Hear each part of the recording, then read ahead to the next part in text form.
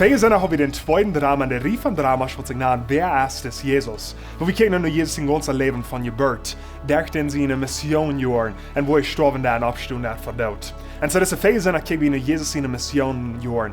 Wanneer hij 30 jaar oud was, dan vond hij aan te schaffen hier op deze hier voor 3 jaar. En zo we kijken naar die geschichten, we zien dat Jesus en de Jünger, die zijn er met een ganze Heer mensen tot 5000 mensen, en hij fight en door met 2 bieter Fisch en 5 bieter brood. En dus zei wie hij predigt door, hij vertelde geschichten. Hij is met de Kinder taub en hij bewies lief tot alle mensen.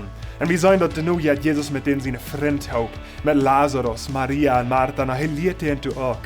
En die gaan dan alle in een tempel en Jesus heeft het niet gehad, wat hij den tempel behandelen doen. Wo die alle sagen verschiedene Dinge verkaufen dann bloß zum Geld mehr an den Tempel. Und so Jesus schaut into alle rein und sagt, das ist mein Vater, sein Haus. Und wir sagen, er vertraute dann mit Nikodemus noch taub. Ein Schriftgelehrter, wo den Himmel will sein. Und Jesus sagt ihm, den Himmel sein muss die Ware geboren worden.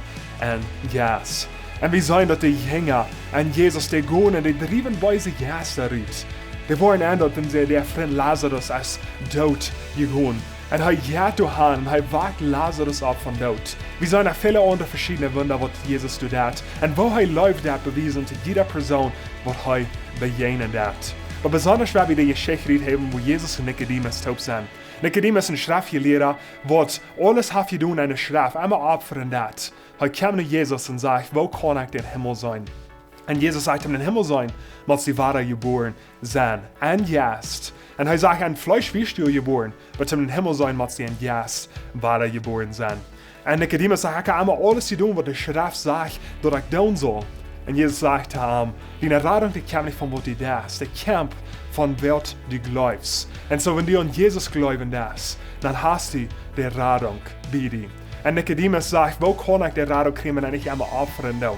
Und so Jesus sagt, du musst ein Opfer sein, was für einmal und allemal, was für Menschen sind, betont. Und so das, was wir sehen da an Jesus. Jesus ist das Opfer, was für Menschen sind, einmal und für allemal betont. So wenn wir an Jesus glauben, dann haben wir die Erradung. Wenn unsere Radung, die kommt nicht von was wir tun, die kommt von was wir glauben tun. So wenn wir an Jesus Christus glauben, als uns Radung, wenn wir an annehmen, als uns persönlicher Herr und Heiland. Und sag mal, ihm das Mut springen, wenn ihr diesen Drama noch nicht kann sein, fängt den an Facebook und YouTube. Und dann bis kommende Sonntag, Klock 9 und Klock 11 des Morgens, und dann Klock 7 des Abends, werden wir nur den letzten Drama kicken, wo wir kicken nun Jesus in Geburt. So ihr werdet uns nicht vermissen.